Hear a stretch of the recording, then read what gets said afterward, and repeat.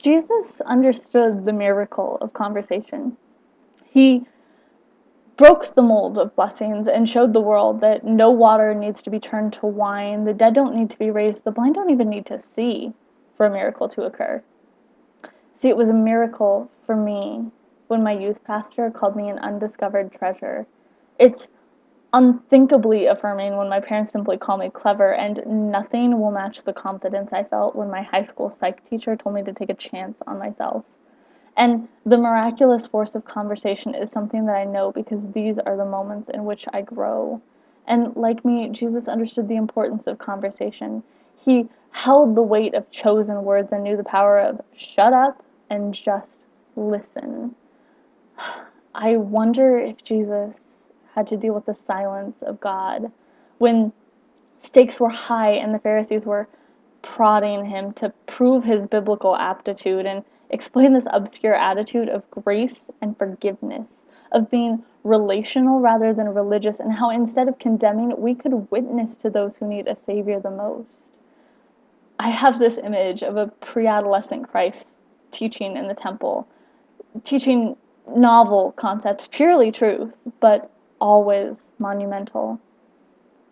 I wonder if Jesus argued with his brother. I wonder how my Savior treated his mother.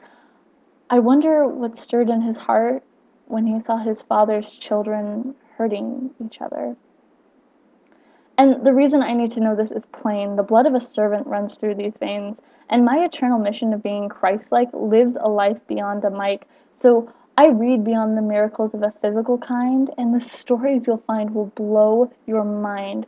Jesus took the time to talk to a Canaanite woman who affirmed that faith is stronger than religion, because even when the church buildings fall and there's no longer an altar to which you can be called, God still exists, Savior of my soul, Lord of my life, and despite this, sin continues to take its toll, and we are distracted by the strife that commands this broken humanity and leads to the complete insanity that this concept of Christianity is nothing but spiritual vanity.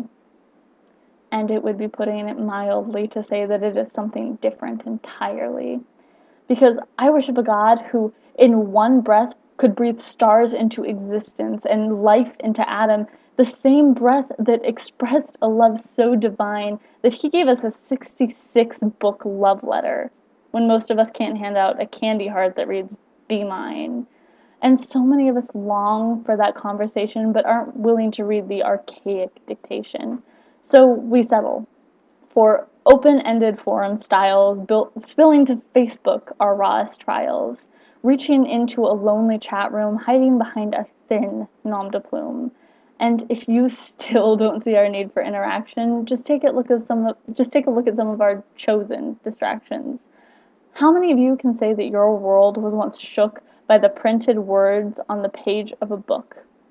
And the discussions that music will hold, that's conversation package to be sold. And a personal favorite, Instagram. Photographic interaction. If a picture's worth 1,000 words, then why does it need a caption? Admit it, you have more to say and you can't be reduced to some tired cliche, which brings me back to being Christ-like. See, we can all wear the WWJD bracelet, but if we're being honest, then go ahead and face it that it doesn't matter what Jesus would do when we know what he did, when we can actually see how it is that Christ lived. None of his conversations were mere trifles. I mean, he discussed his own death with all 12 disciples. And think of what he put on the line when he sat with Judas the traitor and offered him wine. These weren't easy chats. He legitimately sweat blood when he was talking to God about a fate he understood to be his.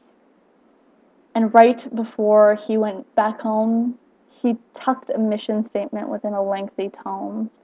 Matthew 28:16-20. Look it up. Seriously write it down.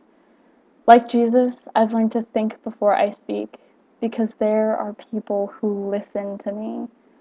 And so I chose to use real words, old-fashioned, tried and true, and I thank you for the privilege of conversing with you.